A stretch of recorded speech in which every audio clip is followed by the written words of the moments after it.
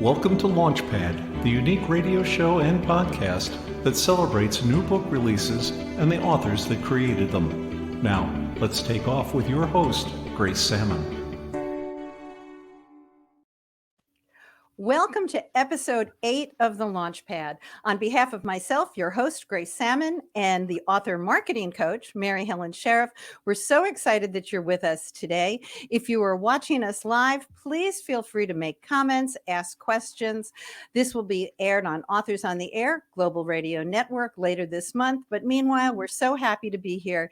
And I would like to just welcome my guests, the fabulous Kerry Chaput. Please hold up your book and say hello. Hello, everyone.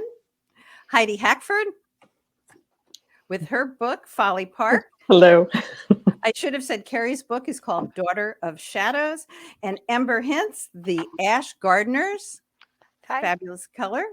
And Shelia Myers with your book, The Truth of Who We Are.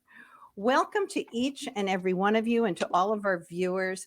This is an episode that is going to be filled with award-winning authors as they share their new releases. We've got historical fiction, double lives, romance, gothic fiction, unexpected twists and turns, a journey back in time. We will meet murderous, disembodied spirits and dive into a world of research. Hopefully you'll fall in love with a new author today, and you will also find a great new book. So welcome everybody, and welcome to all of our authors again today. Kerry, I would like to start with you. Tell us about Daughter of Shadows. Yeah, so I write a historical fiction series. It's called Defying the Crown. And this is actually the first book in the series is Daughter of the King, and this, which is already released. And the second book, which is Daughter of the Shadows, is in pre-order. It will be out in March. And so it is the story of Isabel, who is a Protestant living in 17th century France, which was run by Catholics at the time. And so the persecution of the Huguenots, as they were called, the French Protestants, was really a horrific tale. And so my character is a young woman who's just trying to survive, and she gets this incredible opportunity by the King of France. This is based off of a true story, that he needed women to populate Canada, and so, which was New France at the time, and they didn't have any women over there. And so he offered this opportunity to really pour women throughout France. And he said, if you go ahead and go populate this region, we're going to give you a dowry, a trousseau. I will pay your passage. You will get an honorary title called Daughter of the King. You will get the makings of a farm. You can choose your own husband. So they had this like 17th century speed dating going on, and the women interviewed the men and they chose their husbands, and they started this whole new life, and they got paid for each baby they had. It was pretty wild story. So that was the first book, was Daughter of the King. In Daughter of the Shadows, now Isabel is a little bit older, and she has the opportunity to save more Protestants in France, but she has to spy against her husband in order to trade secrets. So that's a whole part of Canadian history I knew nothing about. So this is going to be a great read for us. You also have elements of witchcraft, don't you? Yes. So in researching for book 2, you go down the rabbit hole and you learn all these things. So I was reading about 17th century Paris and just going, wait, what? There was the affair of the poisons at Versailles. There was witchcraft and involved in the court, like the king's court had his mistress was involved in black magic and poisons. And so I thought, okay, I got to put this in the book. And so Isabel ends up, part of the book is set in Canada and part is set in Paris. And she's got to, it's called Daughter of the Shadows because she has to kind of jump around in the shadows at night and kind of carry these secrets and save Protestants. Well, I love to make connections between various authors. And Ember Hintz, in your novel, The Ash Gardeners, you have an amazing world that you've built and some things that touch on witchcraft and the supernatural. Tell us about your book. Yeah, definitely. There is a witch in my book. She starts in chapter 1, and she is a side character, but she sets off kind of a prophecy that sends things in motion. It's the inciting incident involves the witch. But so here's my lovely book with the cover. I write romance with supernatural and speculative elements. So there's a lot of world building and a lot of really interesting characters in my world. It revolves around a woman, Renee Martin, whose life ends too soon, and her life choices were never her own. She's recruited by the dead to come back and steal memories from the living, but she's really incredibly awful at her job. So she ends up accidentally killing a human, and she tries to cover it up by resurrecting him and bringing him back to life. But it creates this psychic bond between them. But now she's stuck inside his head and desperate to get away from him. But there's a lot more to him than meets the eye. She has a lot of forbidden knowledge that she's hiding, but there are some things in his past that he's hiding as well.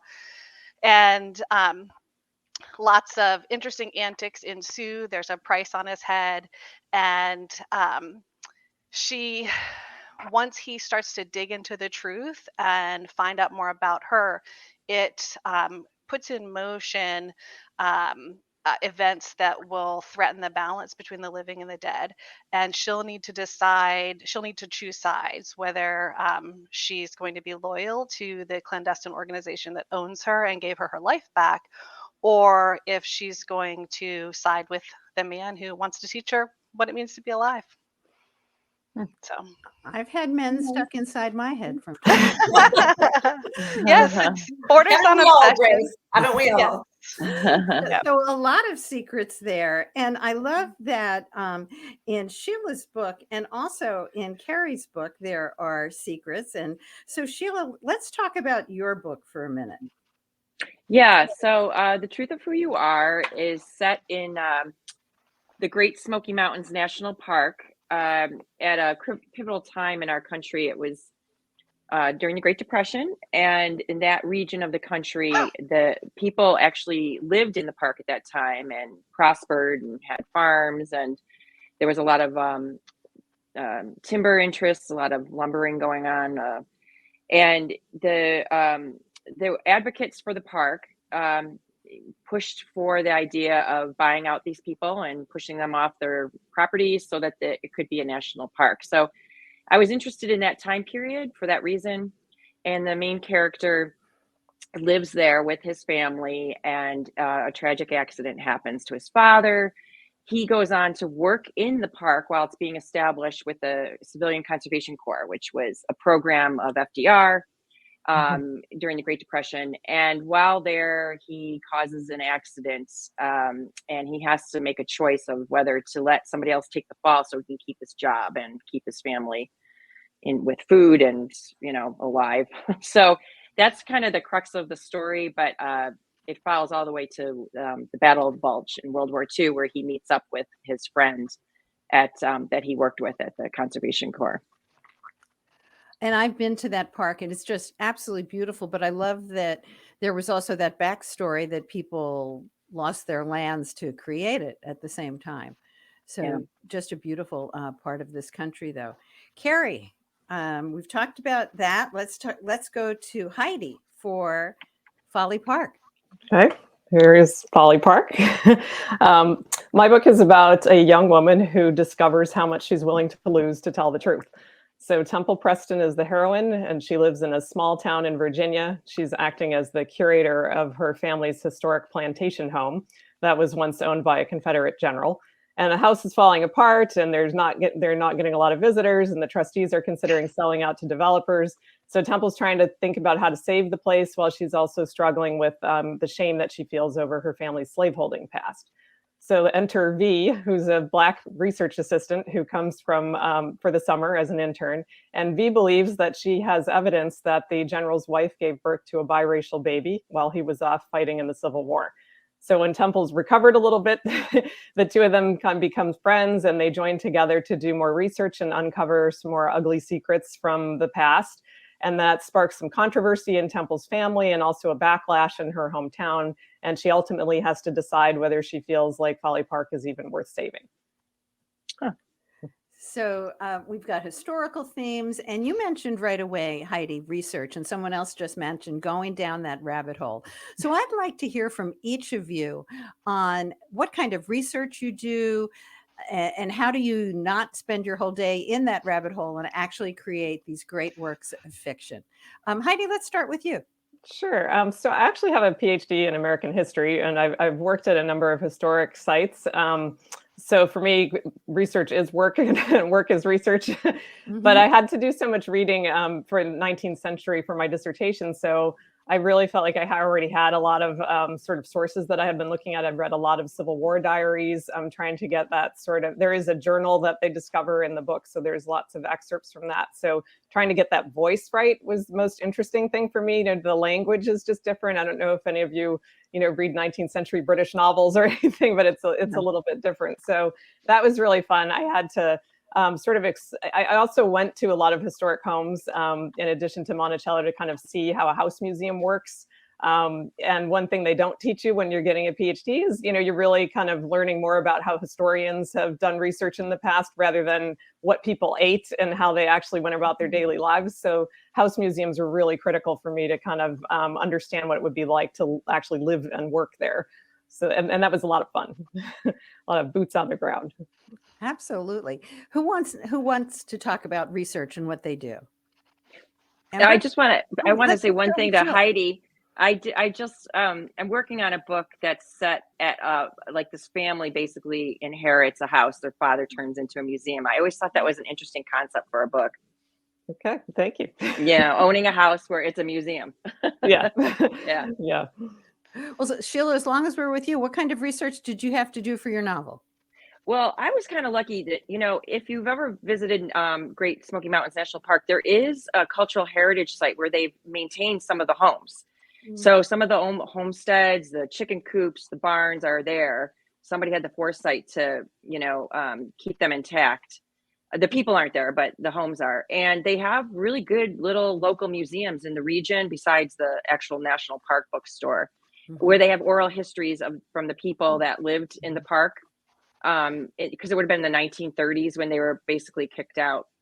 So I was able to get a lot of good primary sources for my book readily available, which was nice. And the National Park Service as well has some great resources from the Conservation Corps work, the men that were working pictures, all kinds of digital stuff that's digitized now that you can just go online and find. So I was kind of lucky that way. I've done historical research for my other novels set in the Adirondacks, and I had to travel a lot to find material. So it was nice in this case that it was right there. A handy resource. Now, Kerry, part of your book is in Quebec and some other places. How did you have to do the research for that, let alone the whole women got paid to be reproductive homes? Okay, so it was not easy. I second what Heidi said, that you can find the big picture items pretty easily, but then you look at how did they make shoes in the 17th century? And then you go down that whole thing. So for me, I was kind of lucky in the sense that I discovered this story when I was researching my husband's French-Canadian ancestry. His entire family, both sides, 100% French-Canadian. And all I wanted to do was find out where in France they came from. And I ended up finding the story of the daughters of the king. And it turns out that my husband is descended from I found 33 daughters of the king that he came from, potentially more, but that's I got a little overwhelmed and I stopped at 33. So the records were incredible. I mean, you don't think you can find too many primary sources from the 17th century, but they still have marriage documents that you can look online and translate from Old French, to English. And so I was able to find tons of information on these women, the date they arrived in Quebec, the name of their parents and the town they came from in the early 1600s is really incredible. And the thing that was neat is because everything was done through the Catholic Church at that time, the records are impeccable. When the birth records, the baptism records, the death records, everything was through that church for 300 years. Mostly people lived in the same area. So I was kind of lucky with that research. That's amazing. Now, Ember, you have a totally different type of research. I also want to welcome some of our Facebook viewers. Mary Helen Sheriff says, each of these books sounds fantastic. How will she have time to read them all? And I agree. So Ember, let's go to you. You created a whole world. I'd love to hear both your research part of it, and then let's switch into world building as we go. Yeah, so there is quite a lot of research, even though I'm writing more in a contemporary setting. I did a little bit of historical research because my character had a past life. And so I actually set that, I wanted it to feel very real. So I set it in her past life is a part of her backstory, but it does come up toward the end of the book. So there was some historical research that I had to do in France actually as well. But it was, there's a museum in France and they have all of their records online, and I was able to tap into that historical event, and they had first person accounts and survivors and things. So so I did a little bit of historical research for it. The book, my world is based on ancient Sumerian mythology and their concept of watchers, which are these souls that come back to watch over humanity. So I did a lot of research in ancient Sumerian mythology, and put my own twist on it as well. The setting of the book is set in Hawaii, where she's sent on location to be kind of a sleeper agent. But I did a lot of research. When I visited Hawaii, I have lots of family and friends. I live in a very military town, and we have lots of family and friends who live in Hawaii. So I've been very fortunate to be able to visit there, and to do a lot of kind of boots on the ground research as well. The second book is set in upstate New York, and Montreal as well. And I'm from upstate New York in the Adirondacks. And so I have experience with that. And then I did a lot of research when I visited Montreal.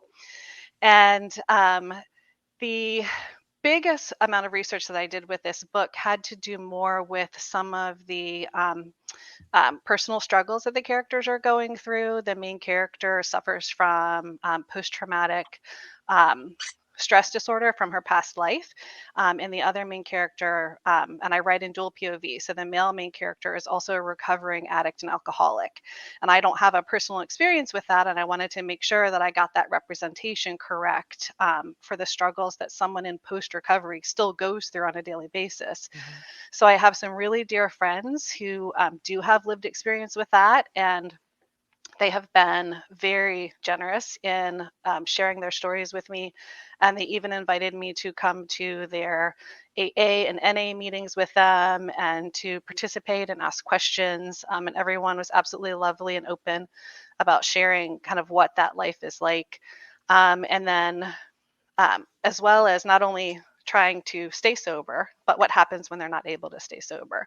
So I had a lot of firsthand interviews that I did with folks to be able to try to get that point of view correct. So there was a lot of research that went into that, just because I want to represent those issues in the most realistic manner that I can. So that was probably the crux of the research that I did. That sounds very sensitive to, both do those firsthand accounts, et cetera.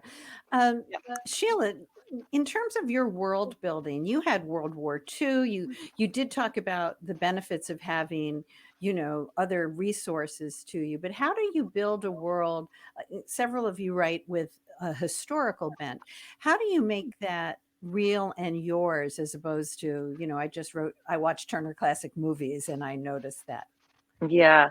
Well, I'm the type of author that needs to visit a place and feel everything. I'm very sensory. And I think my writing is like that too. I just reflect the environment I'm in. And I've also tried to, in my books, showcase that environment because I teach ecology. So that's more important to me sometimes than the historical facts. I want the people to feel like they're right there in the place. And that's the focus. A lot of the focus of my writing is the senses and the feeling that you're right there and seeing it and hearing it, and whether it's a bird singing or the leaves rustling. That I focus a lot on that in my writing. It's very tangible. Yes. Yeah. It's just something I enjoy doing. So, yeah. So Heidi, you like putting twists and turns in your writing. Talk about that, please. I think, when I found out what a folly was, I don't know if other people know, it's in the 17th and 18th centuries, wealthy people would build these sort of symbolic little creations in their gardens. So they might be little miniature bridges or castles or things like that. And they were supposed to be this sort of whimsical.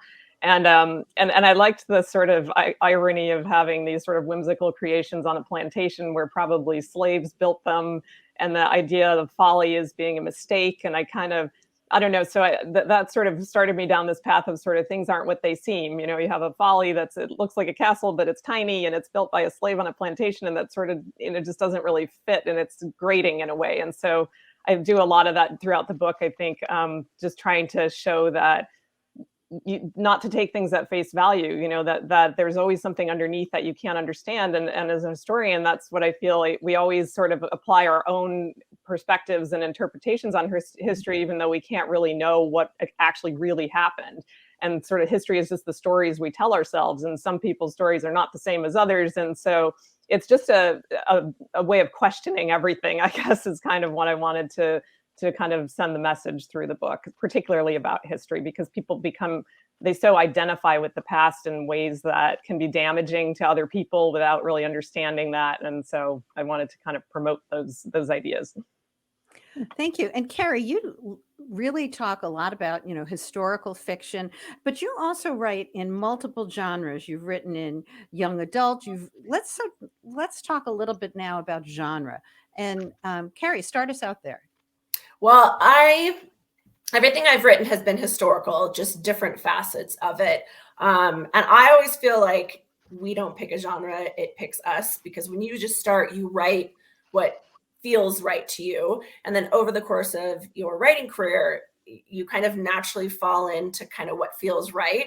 My critique group, we all started off in different areas and sort of navigated over different books to where we ended up now. And I've always written in that women's fiction YA crossover space of historical, where I could kind of go either way. And so some books just fall in the adult category and some fall in YA. And it kind of just, I really go with the voice of the story, whatever feels right to me. And I think you find it by trying not to find it, by just writing what feels natural to you and what calls to you, and your voice comes up a little more naturally in that. And then genre is it's just a marketing thing of where does your book fall on a shelf, right? So if you get too caught up in what genre is to you, you have to be aware of what the conventions are for what you're writing in, what the tropes are, what we were talking about earlier, all of that stuff. You have to be aware of it, but you can't let that dictate what stories you write, in my opinion.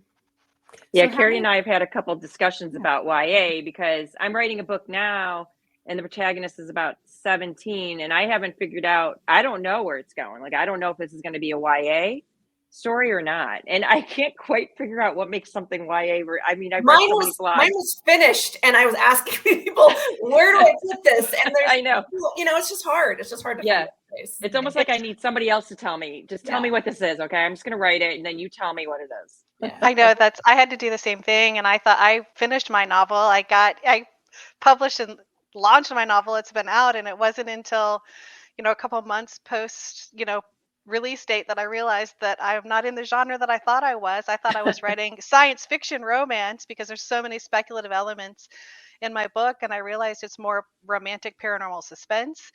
And then I think there is a danger in not knowing before you start writing what you're writing, because it's really hard to market a book, which I found out the hard way, that saddles so many different genres with science fiction and romance and paranormal romance and supernatural romance and suspense.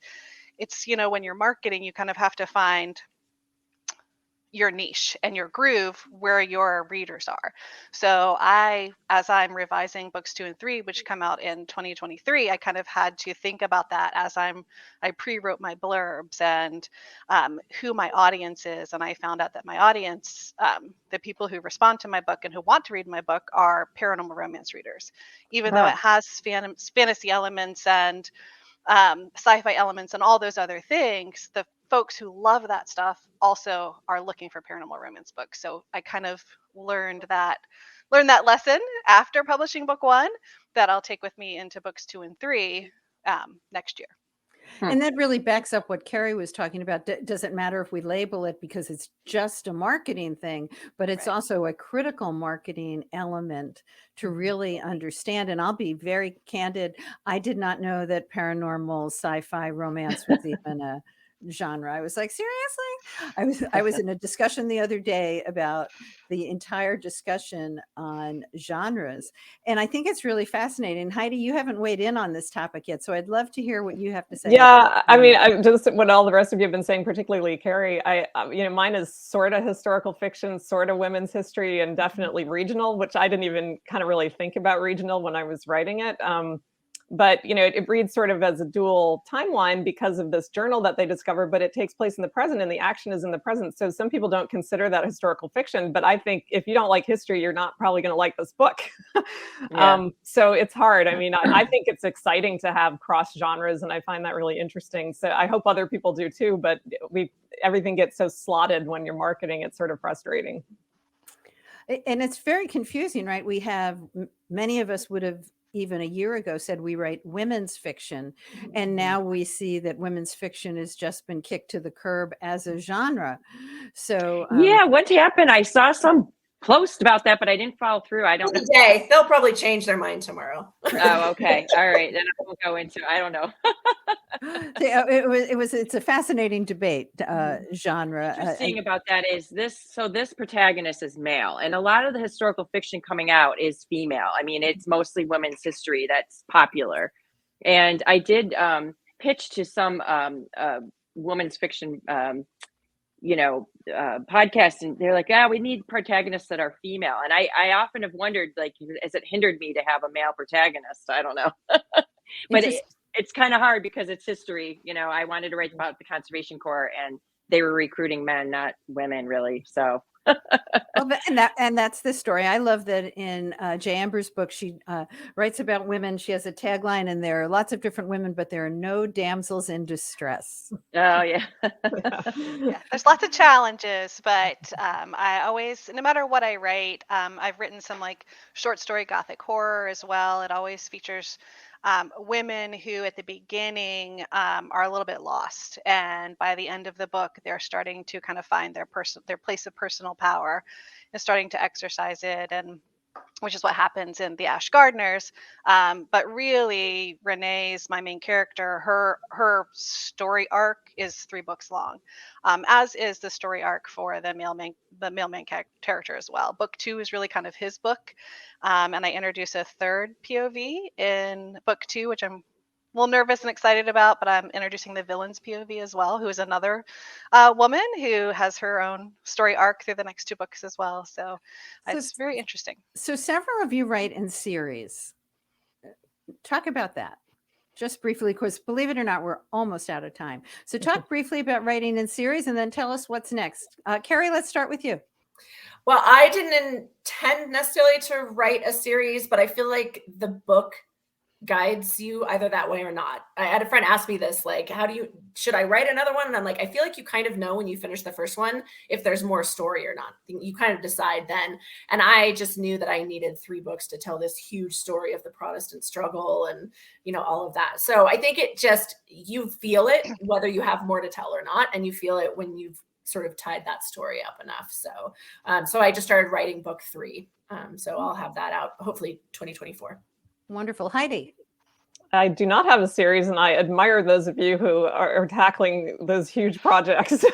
I do have another idea, which is historically related, and it's sort of about taking the Pride and Prejudice women and putting them in an Old West town with a woman's shortage and sort of flipping the Yeah, so I'm taking a little break, but then I'm going to tackle that one. Wonderful. Shelia. Yeah, this book isn't going to be a series, but I have written a historical fiction series, 3 books, a trilogy about the Durant family in Adirondacks. And that was all based on my own primary research. And I just had so much material to work with. I had to break it into 3 books. So that's why I did it. Well, and we're glad that you did. And J. Ember, you've talked about that. What's next for you? Your books are coming out when? So I have the timeline for book 2 is July-ish, hopefully, if we get through both my editor's schedules. So July for book 2 and October for book 3. And then I've started plotting another 4-book series with completely different characters, but set kind of in the same world. They'll have 2 books that'll come out in 2024 and 2 in 2025.